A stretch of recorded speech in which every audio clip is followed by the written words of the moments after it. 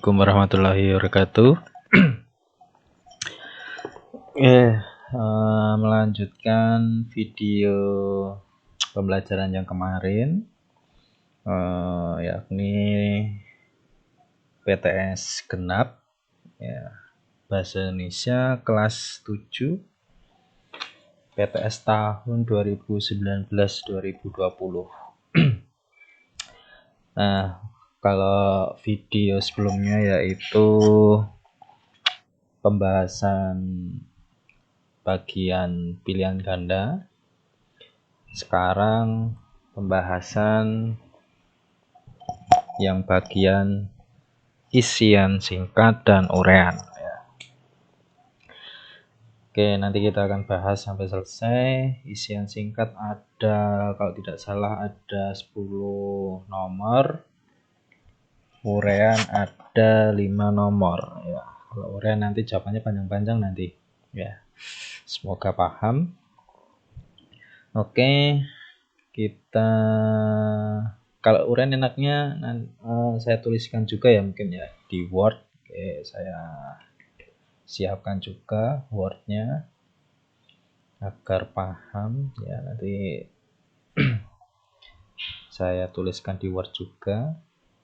Jadi tidak hanya berupa tuturan ya. Oke, sebentar. Untuk materi isian singkat dan uraian masih sama ya. Masih mengenai buku fiksi non-fiksi dan surat ya. Surat dinas maupun pribadi. Nah, oke, saya siapkan terlebih dahulu. Nah, ini nanti untuk jawaban isian singkat. Oke. Nanti isian singkat nomor 1 ya. Oke. Baik, kita mulai dari nomor 1.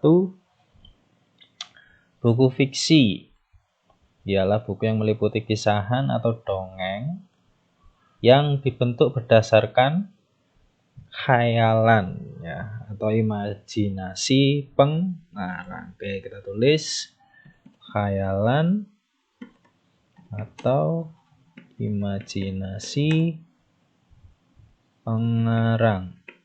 Oke, nomor 1 jawabannya seperti ini. Kurang besar tidak ya? Oke, saya besarkan dulu.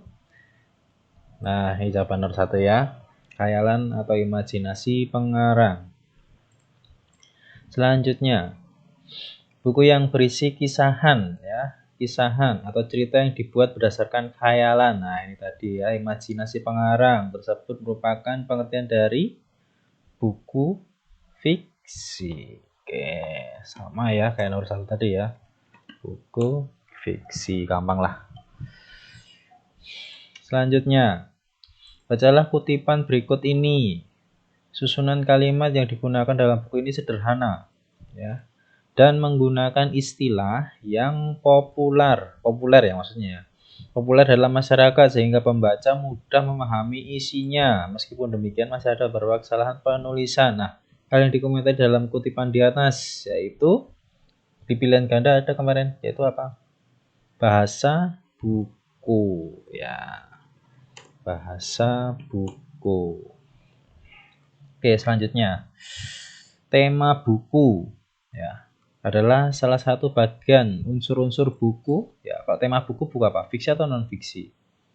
Fiksi ya.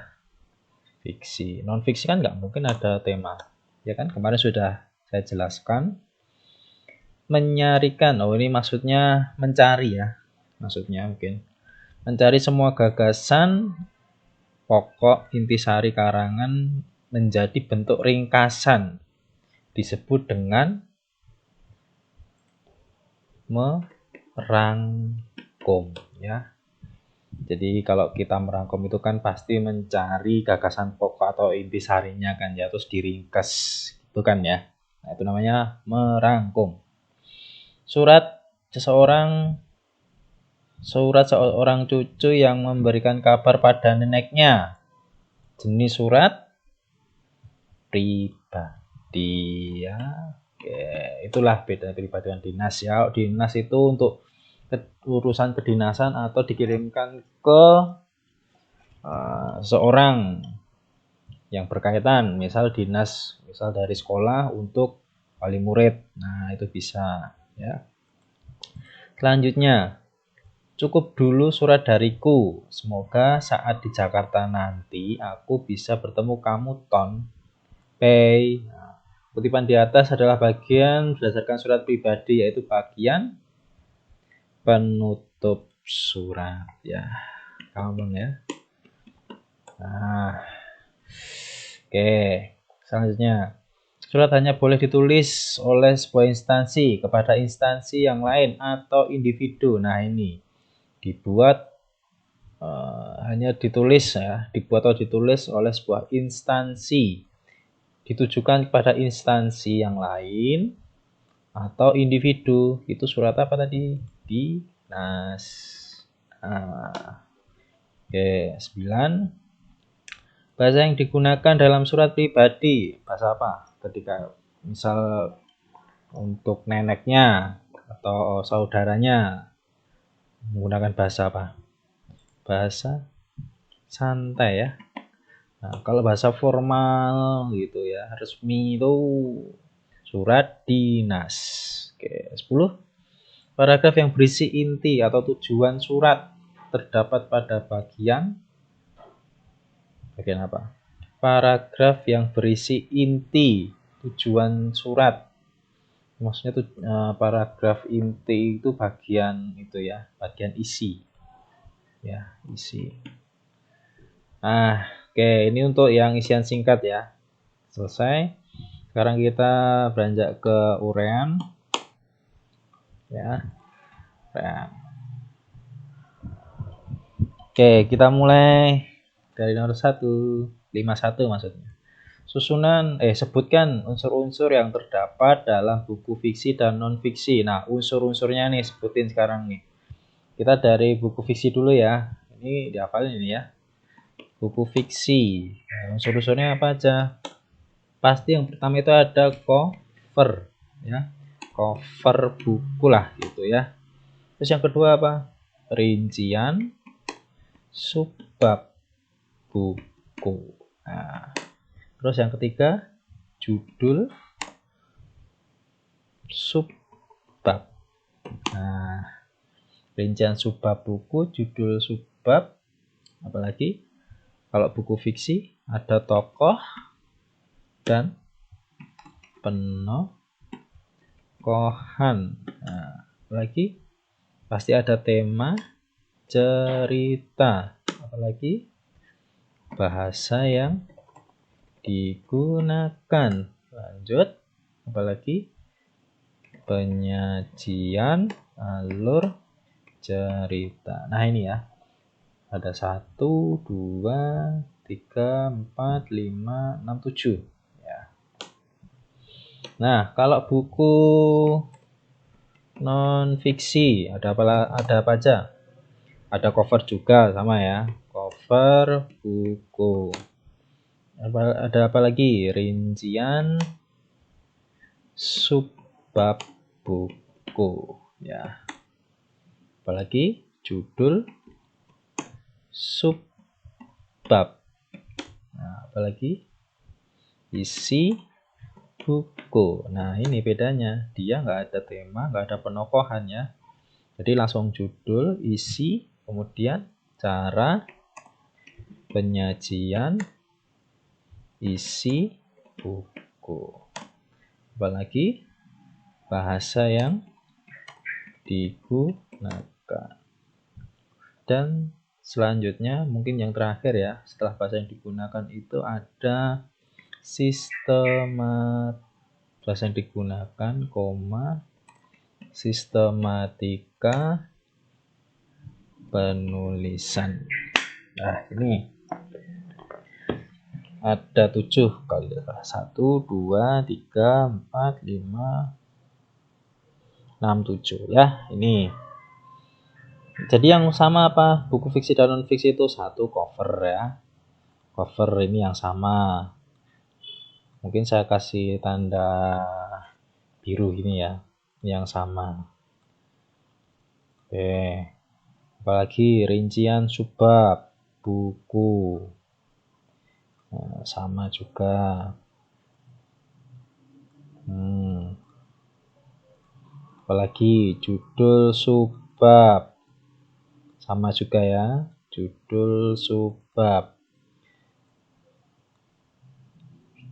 Yang sama lagi apa kira-kira? Biasanya ada sih soal cari persamaan unsur buku fiksi dan non fiksi, nah, seperti itu. Apalagi bahasa yang digunakan. Nih,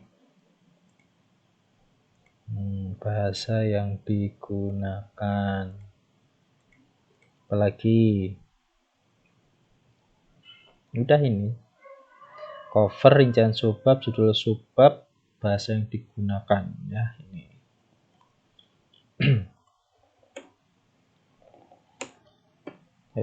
Nomor 2 sekarang ya. Oke, paham ya ini ya. Selanjutnya, susunlah satu paragraf ya. Ini satu paragraf yang berisi komentar kelebihan kekurangan dari data buku berikut ya. Ini cuma disuruh buat satu paragraf yang isinya sebuah komentar lah ya, pernyataan ya, hanya satu paragraf tentang kelebihan dan kekurangan buku ya. Langsung saja. Tadi buku apa ya tadi ya? Sang Pemimpi, Andrea Hirata. Oke, buku fiksi ya ini ya. Buku ini sangatlah bagus. Nah, ini nanti yang kita susun, bagus dibaca oleh siapapun karena banyak mengandung unsur pendidikan ya, mengajarkan kita lebih mandiri dan tanggung jawab. Oke. Kekurangannya banyak menggunakan bahasa kiasan ya, konotatif gitu ya biasanya, sehingga banyak pembaca awam kesulitan memahaminya. Oke, kita tulis buku Sang Pemimpi karya Andrea Hirata bagus untuk dibaca oleh siapapun karena ya, tadi apa ya, banyak mengandung unsur pendidikan. Seperti apa tadi? Seperti mengajarkan kita untuk lebih mandiri dan tanggung jawab ya. Tadi gini ya kalau tidak salah ya. Oke, namun buku fiksi ini banyak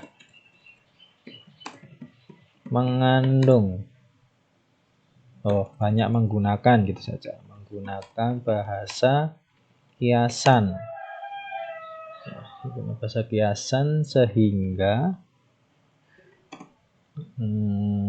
bagi pembaca pemula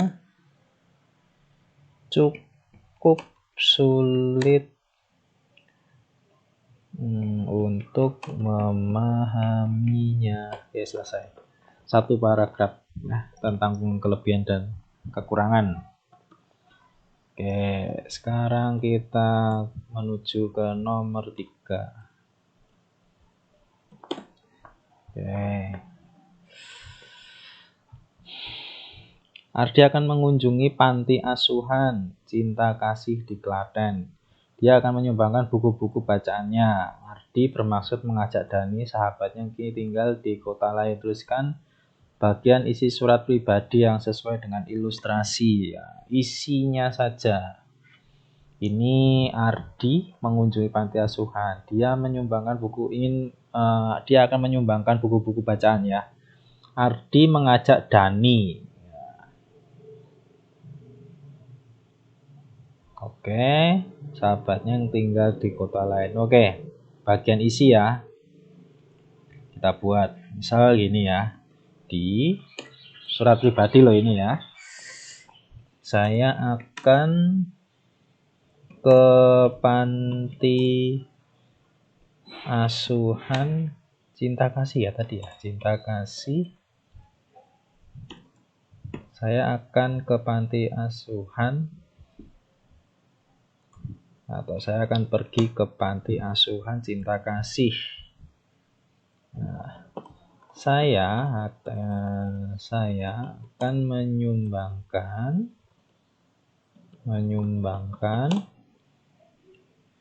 buku-buku bacaan. Saya harap kamu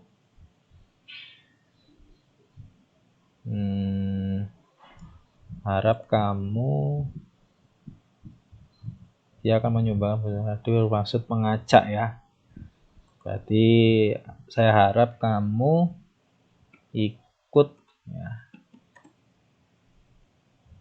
menyumbang juga. Nah, ini udah selesai isinya, hanya kayak gini aja ya. Oke. Sekarang kita ke nomor 4.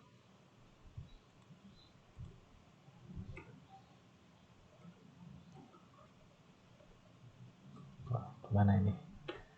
Oke, supaya rapi sebentar. Oke, nomor 4 ya. 54. Kami beritahukan bahwa dalam rangka memperingati Hari Pendidikan Nasional, SMP Kasih akan menyelenggarakan lomba baca puisi tingkat seprovinsi. Kegiatan tersebut akan dilaksanakan pada sekian. Sebuah hal tersebut kami mengajukan permohonan izin untuk menyelenggarakan kegiatan tersebut. Atas perhatian Bapak kami mengucapkan terima kasih. Tulislah isi balasan ya. Ini balasan sekarang. Oke, berarti saya sebagai kepala sekolah ya membalas. Berkaitan dengan ya, berarti berkaitan dengan permohonan ya tadi ya. Permohonan izin saudara dalam rangka memperingati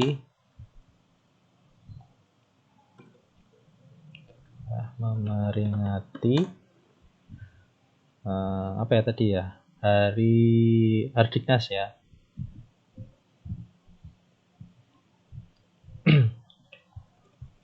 Memperingati ya, karena kata dasarnya ingat ya, memperingati Hardiknas kalau tidak salah, Hardiknas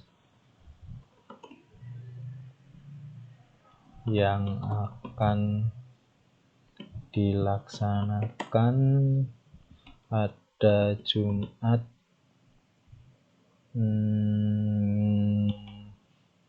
ya Sabtu 1 sampai dengan 2 Mei 2020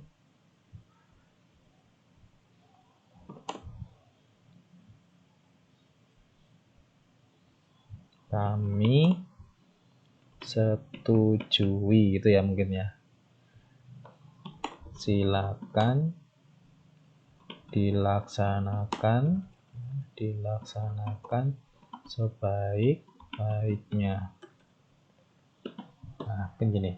Berkaitan dengan permohonan izin saudara dalam rangka memperingati Hardiknas yang akan dilaksanakan pada Jumat sekian, kami setujui. Ya. Silakan dilaksanakan sebaik-baiknya. Kami setujui peringatan Hardiknas yang akan dilaksanakan pada sekian. Silakan dilaksanakan sebaik-baiknya. Itu juga boleh. Ya. Sekarang nomor 5. Perhatikan kutipan alamat surat berikut kepada yang terhormat. Oke, perbaikan kesalahan ya. Ini kita cari kesalahan seperti yang saya sampaikan pada video sebelumnya. Kalau tujuan surat itu nggak usah pakai kepada ya. Kalau udah ada yang terhormat nggak usah pakai kepada. Terus salah yang berikutnya di sini kan yang terhormatnya kan untuk direktur PT ini, berarti nggak usah pakai Pak Bapak ya. Jalan Angkasa Baru ini kapital semua ya. Mungkin juga nggak usah pakai nomor gini ya, langsung 50 Jakarta. Berarti yang tepat YTH Direktur PT Angin Topan ya. Duh, ini mungkin ya. Terus Jalan Angkasa Baru 50 Jakarta. Oke, nah seperti ini ya. Saya rapatkan dulu. Nah, seperti ini yang tepat. Oke. Desain singkat dan uraian sudah selesai ya. Mungkin sekian. Jika ada kekurangan atau mungkin ingin minta penjelasan yang lebih detail, silakan bertanya pada kolom komentar ya. Insya Allah saya balas. Kalau mungkin ada kesalahan atau kekurangan, saya mohon maaf yang sebesar-besarnya. Oke, cukup sekian. Assalamualaikum warahmatullahi wabarakatuh.